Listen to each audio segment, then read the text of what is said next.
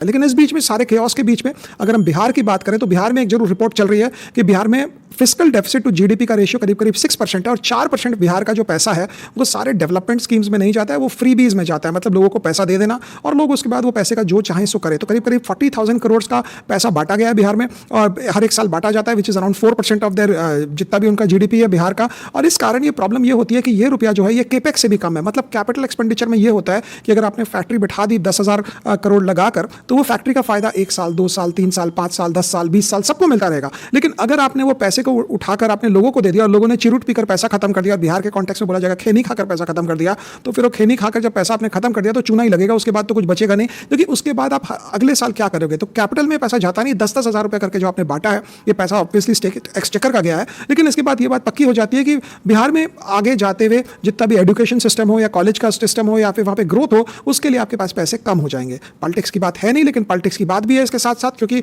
अगर आप ऐसा करेंगे तो ग्रोथ कैसे होगा? चाहे शायद ये भी रीजन हो सकता है कि बिहार वाले सोचो कि हमें ग्रोथ की क्या जरूरत है यार, हम तो दूसरे शहर स्टेट जाते हैं, हम तो काम करके आ जाते हैं, हमें क्या फर्क पड़ता है। और बिहार बंगाल की एक बहुत खास बात है, वहां पे जो इंसान बैठता है वो काम में थोड़ा ढीला होता है, लेकिन वही अगर चटर्जी बाबू बंगाल से निकल के दिल्ली पहुंच जाते हैं तो जॉइंट सेक्रेटरी पोजीशन में बैठ जाते हैं। और वही अब सिन्हा और झा जी जो है वो अगर पटना से निकल के दिल्ली पहुंच गए तो सारे ही ब्यूरोक्रेट सारे ही आईएएस आपको देखेंगे वहां पे सिन्हा सिंह झा यही मिलेंगे। अब एक और बात इंपॉर्टेंट होती है समझने की कि अगर ऐसा ही चलता रहा तो देश में क्या होगा? देश में यह प्रॉब्लम होगी कि हर एक गवर्नमेंट अपने बोरोइंग में पैसा निकालेगी और क्योंकि आपका ये 40,000 करोड़ रुपया बट्टे खाते हो गया, लोगों ने बांट के खा के पी के खत्म कर दिया है, इसके ऊपर कोई और प्रोडक्टिव काम नहीं हो रहा है। जब प्रोडक्टिव काम इसके पैसे पे नहीं होगा तो उसके बाद आपको डेट चुकाने के लिए और नया डेट लेना पड़ेगा। अगर ये 40,000 करोड़ का आपने कोई फैक्ट्री बैठाई होती और वो फैक्ट्री की कोई प्रॉफिटेबिलिटी आती तो वो प्रॉफिट से वो अपना चुका भी देता लोन और पीछे वाला भी लिया हुआ जो पैसा है वो भी चुक जाता। लेकिन ऐसा जब कुछ नहीं होता है तो ये बात पक्की हो जाती है कि आगे आने वाले समय में ये आप एक डेट क्राइसिस में जाते हैं। और उसके ऊपर बॉन्ड मार्केट क्या होगा, बॉन्ड प्राइसेस क्या होगा, 1-2 दिन पहले हमने डिस्कशन किया था, 1-2 दिन बाद भी उसकी डिस्कशन करेंगे।